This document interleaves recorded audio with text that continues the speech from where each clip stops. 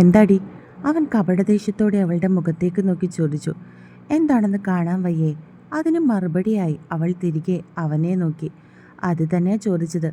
എന്താ നിന്റെ പ്രശ്നം? നിനക്കെന്താടി വയ്യേ?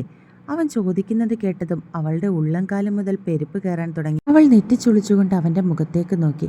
കുറേ ദിവസങ്ങൾക്ക് ശേഷം അവൻ്റെ ഒപ്പം ടൈം സ്പെൻഡ് ചെയ്യാൻ ഓടി വന്നതാണവൾ. അപ്പോൾ ഒന്നും അറിയാത്തതുപോലെ അവൻ തന്നോട് പെരുമാറുന്നു. അത് കണ്ട് അവൾക്ക് സങ്കടവും ദേഷ്യവും ഒരുപോലെ വന്നു. എനിക്ക് പ്രത്യേകിച്ച് ഒരു അസുഖവും ഇല്ല. നിങ്ങളെ കാണാൻ ഓടി വന്ന എന്നെ പറഞ്ഞാൽ മതിയല്ലോ, ഞാൻ പൊയ്ക്കോളാം. അതും പറഞ്ഞ് അവൾ അവൻ്റെ നെഞ്ചിലൊന്ന് ആഞ്ഞു തള്ളിയിട്ട് അവിടെ നിന്നും പോകാൻ തുടങ്ങി. എന്നാൽ അവൾ തിരിയുന്നതിന് മുൻപേ തന്നെ അവൻ അവളുടെ കയ്യിൽ പിടിച്ച് അവളെ തൻ്റെ നെഞ്ചിലേക്ക് ചേർത്ത് നിർത്തി. അവൻ്റെ ഇരു കൈകളും അവളുടെ ഇടുപ്പിൽ കൂടി വലയം ചെയ്ത് അവളെ ഒന്നുകൂടി ചേർത്ത് പിടിച്ചു. വേണ്ട, വിട്, എന്നെ ആരും തൊടണ്ട. എന്നെ ഇഷ്ടമല്ലല്ലോ, അതുകൊണ്ടല്ലേ എന്നോട് ഇങ്ങനെയൊക്കെ ചെയ്യുന്നത്. ഞാൻ പൊയ്ക്കോളാം. ഒന്ന് അടുത്ത് കിട്ടാനും സംസാരിക്കാനും വേണ്ടി ഓടി വന്ന എന്നെ പറഞ്ഞാൽ മതി. അല്ലെങ്കിൽ ഞാൻ കാണിക്കുന്ന സ്നേഹമൊന്നും ആർക്കും എന്നോടില്ലല്ലോ. പണ്ടേ എന്നെ ഇഷ്ടമല്ലാത്തതുപോലെയല്ലേ പെരുമാറ്റങ്ങളൊക്കെ. പിന്നെ അതൊക്കെ മാറി എന്നെ ഇഷ്ടപ്പെട്ടപ്പോൾ ഞാൻ കരുതി എന്നോടുള്ള സ്നേഹമാണെന്ന്. പക്ഷേ എനിക്ക് മാത്രമേ അങ്ങോട്ട് സ്നേഹമുള്ളൂ എന്ന് ഇപ്പോഴാണ് എനിക്ക് മനസ്സിലായത്. ഇതുവരെ കാണിച്ചതൊക്കെ അഭിനയമാണോയെന്ന് ആർക്കറിയാം. അവൾ പരിഭവത്തോടെ അവനോട് ഓരോന്നും പറഞ്ഞു. എന്നാൽ അവസാനത്തെ അവളുടെ വാക്കുകൾ കേട്ടതും അവൻ്റെ നെറ്റി ചുളിഞ്ഞു. താൻ അവളെ സ്നേഹിക്കുന്നത് തമാശയാണെന്നും അഭിനയമാണെന്നൊക്കെ പറയുന്നത് കേട്ട് അവന് ചെറുതായി ദേഷ്യം വന്നു. അവസാനത്തെ വാക്കുകൾ കേട്ടതും അവനവൻ്റെ വലത് കൈ അവളുടെ കവിളിൽ പിടിച്ച് തൻ്റെ മുഖത്തിൻ്റെ അടുത്തേക്ക് അവളുടെ മുഖം അടുപ്പിച്ചു. അവളൊന്നും മിണ്ടാതെ അവൻ്റെ മുഖത്തേക്ക് നോക്കി. അവനും അവളോട് ദേഷ്യപ്പെടുകയോ ഒന്നും ചോദിക്കുകയോ ചെയ്തിരുന്നില്ല. അവളുടെ കണ്ണുകൾ അവൻ്റെ മുഖത്ത് മാത്രമായിരുന്നു. അവിടെ ഉണ്ടാകുന്ന ഭാവവ്യത്യാസങ്ങൾ എന്താണെന്ന് അവൾക്ക് മനസ്സിലായില്ല. അവൻ അവളുടെ ചുണ്ടിനെ തൻ്റെ ചുണ്ടിൻ്റെ അടുത്തേക്ക് അടുപ്പിച്ചു. അവൻ്റെ കണ്ണുകൾ അവളുടെ ചുണ്ടിലേക്ക് മാത്രമായിരുന്നു. അവൾ തൻ്റെ ഇരു കൈകളും അവൻ്റെ നഗ്നമായ നെഞ്ചിൽ അമർത്തിപ്പിടിച്ചു. അവൻ അവളുടെ ചുണ്ടിലേക്ക് തൻ്റെ ചുണ്ടുകൾ ചേർത്തു. ഋഷു പെരുവിരലിൽ ഒന്ന് ഉയർന്നു പൊങ്ങി. അവൻ്റെ ഇടത് കൈ അവളുടെ ഇടുപ്പിൽ അമർന്നു. മറുകൈ അവളുടെ പിന്തലയിൽ പിടിച്ച് അവൻ അവളെ ചുംബിച്ചു തുടങ്ങിയിരുന്നു.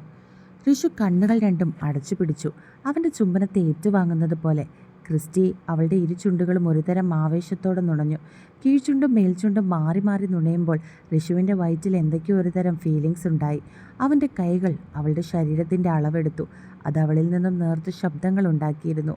അവൻ്റെ ആ ചുംബനത്തിൽ അലിഞ്ഞില്ലാതാവുകയായിരുന്നു ആ പെണ്ണ് ഓരോ നിമിഷവും. സെക്കൻഡുകൾ മിനിറ്റുകളായി. എന്നാൽ പരസ്പരം പിന്മാറാൻ ഇരുവർക്കും മനസ്സില്ലായിരുന്നു. അവൻ്റെ ചുംബനമൊന്ന് അയഞ്ഞതും അത് ഇഷ്ടപ്പെടാത്തതുപോലെ അവൾ അവനെ തിരികെ ചുംബിച്ചു. അവളിൽ നിന്നും അങ്ങനെയൊരു നീക്കം അവൻ ഒട്ടും തന്നെ പ്രതീക്ഷിക്കാതെ ഇരുന്നത് കൊണ്ട് അവൻ ഞെട്ടിപ്പോയി. പിന്നെ ചുണ്ടിൽ ചെറു പുഞ്ചിരിയോടെ അവൻ പൂർണ്ണമായും അവനെ അവൾക്ക് വിട്ടുകൊടുത്തു. ഒടുവിൽ ഇരുവർക്കും ശ്വാസം മുട്ടിയതും രണ്ടുപേരും പരസ്പരം പിന്മാറിയിരുന്നു. ശ്വാസമെടുക്കാൻ കഷ്ടപ്പെട്ടുകൊണ്ട് അവൾ അവൻ്റെ മുഖത്തേക്ക് നോക്കി. പിന്നെ ഒന്നും മിണ്ടാതെ അവിടെ നിന്നും പോകാൻ തുടങ്ങി. എന്നാൽ അതിന് സമ്മതിക്കാതെ അവൻ വീണ്ടും അവളുടെ കയ്യിൽ പിടിച്ച് അവളെ തൻ്റെ അടുത്തേക്ക് അടുപ്പിച്ചു. അവൾ മുഖം കുനിച്ച് അവനെ നോക്കാതെ നിന്നു. അവൻ അവൻ്റെ ചൂണ്ടുവിരലിനാൽ അവളുടെ മുഖമുയർത്തി. നീ നേരത്തെ പറഞ്ഞത് എനിക്കത്ര ഇഷ്ടപ്പെട്ടതൊന്നുമില്ല. പിന്നെ വെറുതെ ഒരു വഴക്കുണ്ടാക്കേണ്ട എന്ന് കരുതിയിട്ടാണ് ഞാൻ മനഃപൂർവ്വം അതങ്ങ് വിട്ടുകളയുക.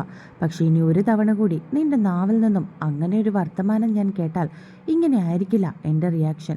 കേട്ടല്ലോ, ക്രിസ്റ്റി ആരെയും ചതിക്കാനും തമാശയ്ക്കും സ്നേഹിച്ചിട്ടില്ല. ഞാൻ ഒരാളെ സ്നേഹിക്കുന്നുണ്ടെങ്കിൽ അതിൻ്റെ ഉള്ളിൽ നിന്നും വരുന്നത് തന്നെയാണ്. പിന്നെ ഞാൻ പറയാതെ തന്നെ നിനക്കറിയാലോ ഞാൻ എങ്ങനെയാണ് നിന്നെ മനസ്സിൽ കൊണ്ട് നടന്നതെന്ന്. എല്ലാം അറിഞ്ഞു വെച്ചിട്ട് ഒരുമാതിരി വർത്താനം നീ എന്നോട് പറയരുത്, കേട്ടല്ലോ. അവൻ കുറച്ച് ദേഷ്യത്തോടെ അവളുടെ മുഖത്തേക്ക് നോക്കി പറഞ്ഞു. അത് കേട്ട് അവൾ ഒന്നും മിണ്ടാതെ കണ്ണുകൾ നിറച്ച് അവനെ നോക്കി. അവളുടെ കണ്ണുകൾ നിറഞ്ഞിരിക്കുന്നത് കണ്ടതും അവൻ അവളുടെ മുഖത്തേക്ക് നോക്കിയൊന്ന് പുഞ്ചിരിച്ചു. എന്താടി പെണ്ണെ പറഞ്ഞുകൊണ്ട് അവളുടെ നെറ്റിയിലും കവിളിലും തൻ്റെ ചുണ്ടുകൾ ചേർത്തു. സോറി, എനിക്ക് പെട്ടെന്ന് സങ്കടം വന്നപ്പോൾ ഞാൻ പറഞ്ഞു പോയതാ. ഞാൻ ഒരുപാട് ആഗ്രഹിച്ച ഇച്ചായൻ്റെ അടുത്തേക്ക് ചായയായിട്ട് വന്നത്. കുറച്ചു നേരം ഇച്ചായൻ്റെ അടുത്തിരുന്ന് സംസാരിക്കാമല്ലോ എന്ന് കരുതി. അങ്ങനെ ഞാൻ വന്നപ്പോൾ എന്നെ അവോയ്ഡ് ചെയ്യുന്നത് പോലെ എനിക്ക് തോന്നി.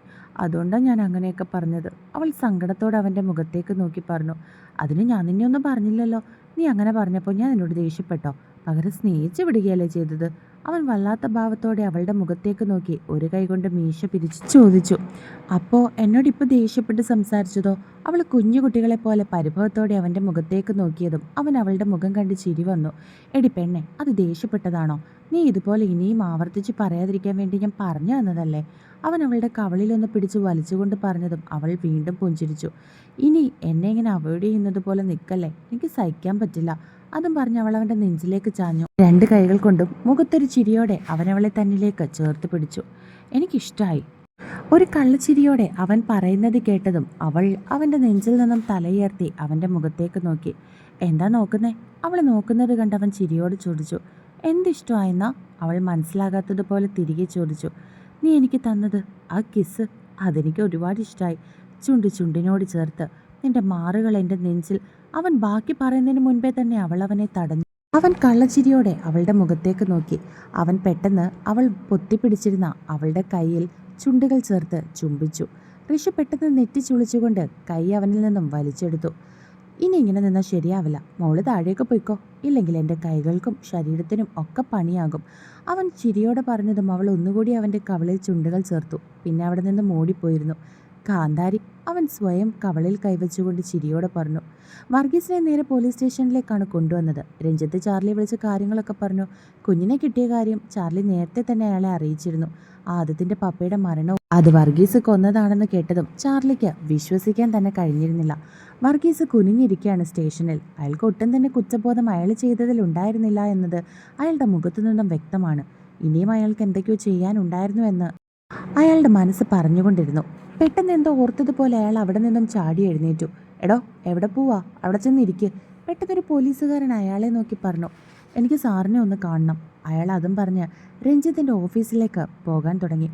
എടോ, തനിക്ക് പറഞ്ഞാൽ മനസ്സിലാവില്ലേ? ഇപ്പം ആരെയും കാണാൻ പറ്റില്ല. താൻ അവിടെ പോയിരിക്കെ.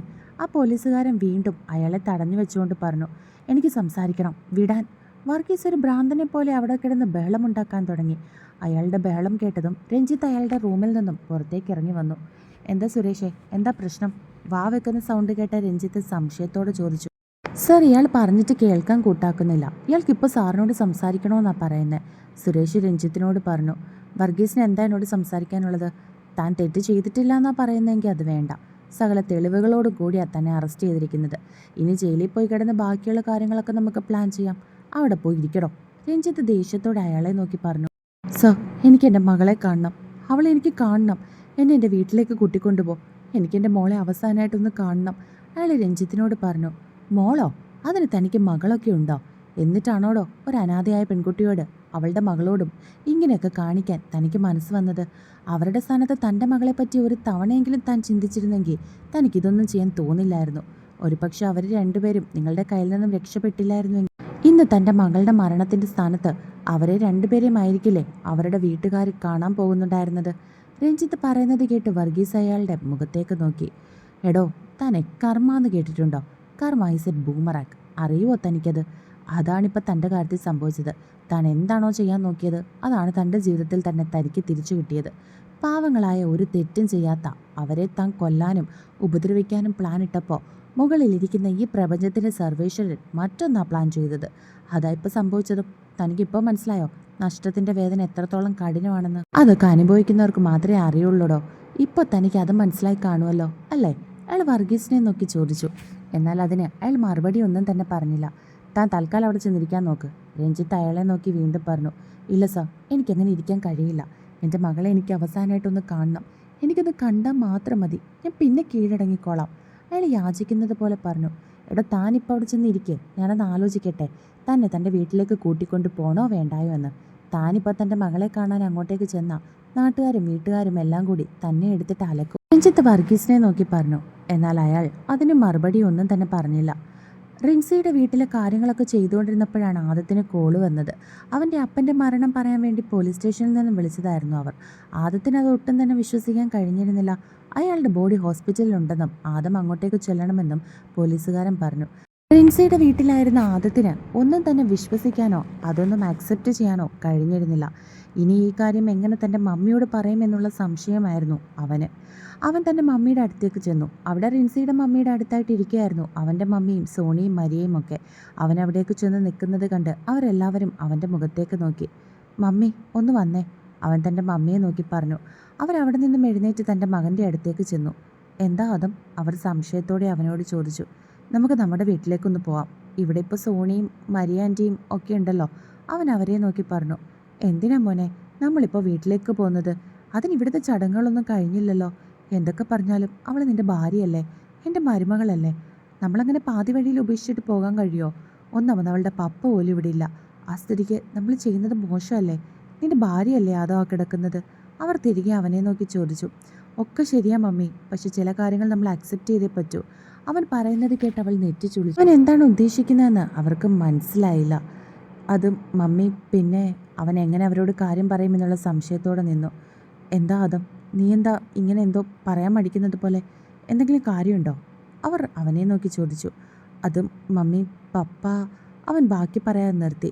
എന്താ, അയാളെ പോലീസ് അറസ്റ്റ് ചെയ്തോ? അതാണോ നീ എന്നോട് പറയാൻ മടിക്കുന്നത്? അവർ സംശയത്തോടെ അവനെ നോക്കി ചോദിച്ചു. അതിനവൻ ഇല്ല എന്നുള്ള അർത്ഥത്തിൽ അവരെ നോക്കി തലയാട്ടി. പിന്നെന്താ? അത് പപ്പ പപ്പ ഒരു ആക്സിഡൻറ്റിൽ. ബാക്കി അവൻ പറയുന്നതിന് മുൻപേ തന്നെ അവർ നിലവിളിച്ചിരുന്നു. കൂടെ ഉണ്ടായിരുന്ന എല്ലാവരും അവരുടെ ചുറ്റിനും കൂടി. കുറച്ച് നിമിഷങ്ങൾ കൊണ്ട് തന്നെ കാര്യങ്ങളൊക്കെ എല്ലാവരും അറിഞ്ഞു. ആദത്തിന് ശരിക്കും പറഞ്ഞാൽ എന്ത് ചെയ്യണമെന്ന് പോലും മനസ്സിലായില്ല. റിൻസി ഒരറ്റത്ത്, അവൻ്റെ പപ്പയുടെ മരണം മറ്റൊരറ്റത്ത്. സത്യത്തിലാകെ ഭ്രാന്ത് പിടിക്കുകയായിരുന്നു അവന്. ഒടുവിൽ എൻ്റെ പപ്പയുടെ ചടങ്ങുകളൊക്കെ 2 ദിവസത്തിന് ശേഷം നടത്താമെന്ന് കരുതി അവൻ റിൻസിയുടെ വീട്ടിലാണ് നിന്നത്, അവളുടെ ചടങ്ങുകളൊക്കെ നടത്താൻ വേണ്ടിയിട്ട്. എൻ്റെ പപ്പ മരിച്ചതിൽ അവന് യാതൊരു വിഷമവും ഉണ്ടായിരുന്നില്ല. അല്ലെങ്കിലും അറ്റാച്ച്മെൻറ്റും സ്നേഹവും ഒക്കെ ലഭിച്ചെങ്കിൽ മാത്രമല്ലേ അയാളുടെ വേർപാടിൽ വിഷമം ഉണ്ടാവുകയുള്ളൂ. ഇതൊന്നും ലഭിക്കാത്തൊരു മകന് അയാൾ ഉള്ളതും ഇല്ലാത്തതും ഒരുപോലെയായിരുന്നു. എന്നാൽ അവൻ്റെ മമ്മിയുടെ അവസ്ഥ അങ്ങനെയായിരുന്നില്ല. അവർ നിലവിളിച്ച് കരയാൻ തുടങ്ങി. ഒടുവിൽ 2-3 ബന്ധുക്കളോടൊപ്പം അവരെ അവൻ വീട്ടിലേക്ക് പറഞ്ഞയച്ചു. റിൻസിയുടെ പപ്പ പോലീസ് സ്റ്റേഷനിൽ അവരുടെ കസ്റ്റഡിയിലുണ്ടെന്ന് ആദം അറിഞ്ഞിരുന്നു. രഞ്ജിത്ത് അവനെ വിളിച്ച് അയാളെ വീട്ടിലേക്ക് കൂട്ടിക്കൊണ്ടുവരട്ടെ എന്നും റിൻസി കാണണമെന്ന് പറഞ്ഞ് അയാൾ വാശി പിടിക്കുന്നുണ്ടെന്നും പറഞ്ഞിരുന്നു. ആദം അതിന് സമ്മതം മൂളി. ചാർലി, എൻ്റെ കുഞ്ഞിനെ അവരെന്താ റൂമിലേക്ക് മാറ്റാത്തത്? എനിക്ക് അവളോട് സത്യങ്ങളൊക്കെ തുറന്നു പറഞ്ഞ് അവളെ ചേർത്ത് നിർത്താൻ വല്ലാത്ത കൊതി തോന്നുക. ദേവൻ ഒരു പുഞ്ചിരിയോടെ അതിലുപരി വിഷമത്തോടെ ചാർലിയുടെ മുഖത്തേക്ക് നോക്കി പറഞ്ഞു. കുറച്ച് നിമിഷത്തിനകം മാറ്റുമെന്ന് അച്ഛ പറഞ്ഞത്. അച്ഛൻ്റെ അതേ അവസ്ഥ തന്നെയാണ് എനിക്കും. അവളെ ഒന്ന് കാണാനും അവളോട് സത്യങ്ങളൊക്കെ പറയാനും എനിക്കും വല്ലാത്ത ആഗ്രഹങ്ങൾ തോന്നുക. അതുമാത്രമല്ല, ഈ സത്യങ്ങളൊക്കെ അറിയുമ്പോൾ അവളുടെ റിയാക്ഷൻ എങ്ങനെയായിരിക്കും? ഞാൻ അതാ ഇപ്പോൾ ചിന്തിക്കുന്നത്. അവൾക്ക് സങ്കടമായിരിക്കോ അതോ സന്തോഷമായിരിക്കോ? ചാർലി തിരികെ അയാളെ നോക്കി. മോളെനെ അക്സെപ്റ്റ് ചെയ്യോ ചാർലി?